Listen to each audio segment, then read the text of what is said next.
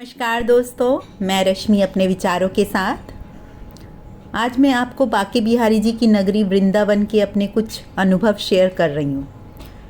वैसे मैं कई बार वृंदावन पहले भी जा चुकी थी, पर हमेशा बेहिसाब लोगों की भीड़, धक्का मुक्की को देखकर मैं बाहर से ही उनके दर्शन करके आ जाती थी।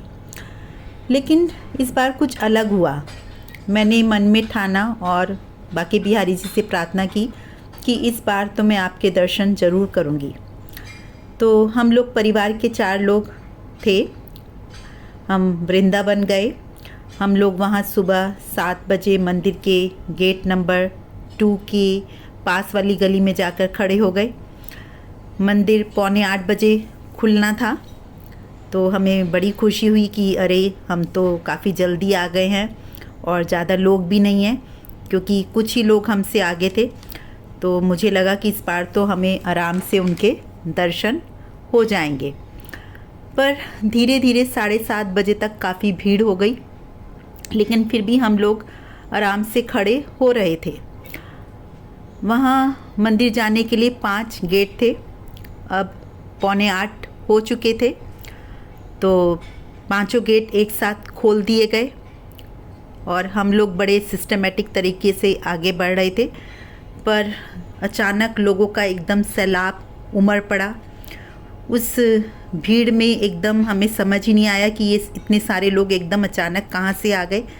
पर बाद में समझ आया कि भाई एक साथ ये जो 5 गेट खुले हैं, इसलिए लोगों की भीड़ जो एक साथ उमड़ी, तो हम लोग खुद एकदम हैरान हो गए। और इस भीड़ में हम जैसे तैसे करके मंदिर के द्वार तक पहुँचे।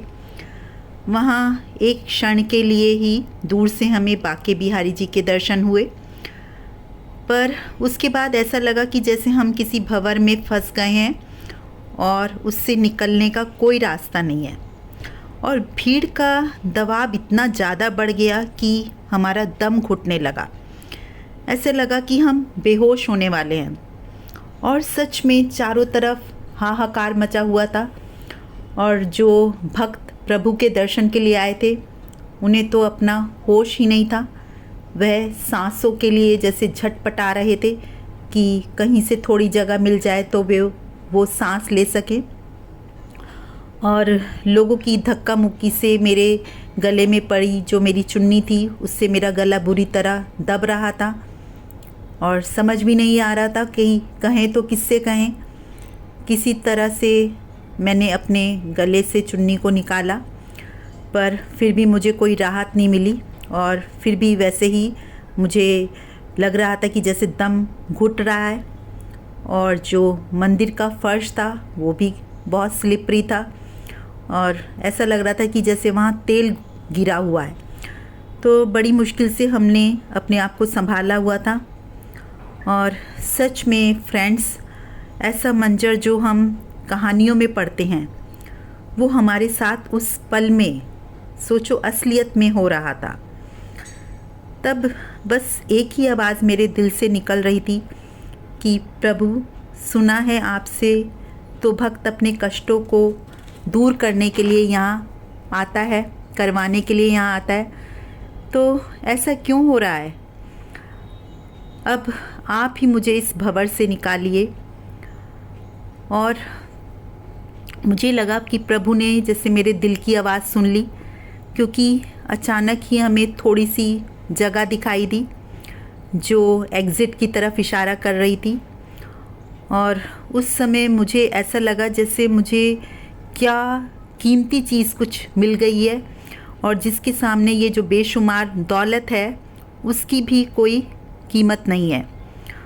और जैसे ही मैं एग्ज़िट की तरफ निकली तो मुझे एक बहुत बड़ी राहत कि मैंने सांस ली, और मुझे कोई अफसोस नहीं था कि मैं ठाकुर जी के सही तरह से दर्शन नहीं कर पाई। पर सुकून इस बात का था कि उन्होंने मेरी दिल की आवाज़ तो सुन ली। सच में दोस्तों, भगवान कण कण में मौजूद है। अगर हमारी आस्था सच्ची है तो घर बैठे ही उनके दर्शन हो जाएंगे, क्योंकि भगवान तो अपने भक्तों से बहुत प्यार करते हैं।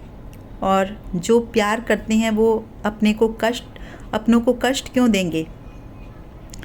इसलिए इससे जो मैंने सीखा वही मैं आप लोगों के साथ कहना चाहती हूँ कि जानते हुए अपने आप को परेशानी में ना डालें। प्रभु के दर्शन करने के लिए उन्हें घर बैठे ही दिल से पुकारें।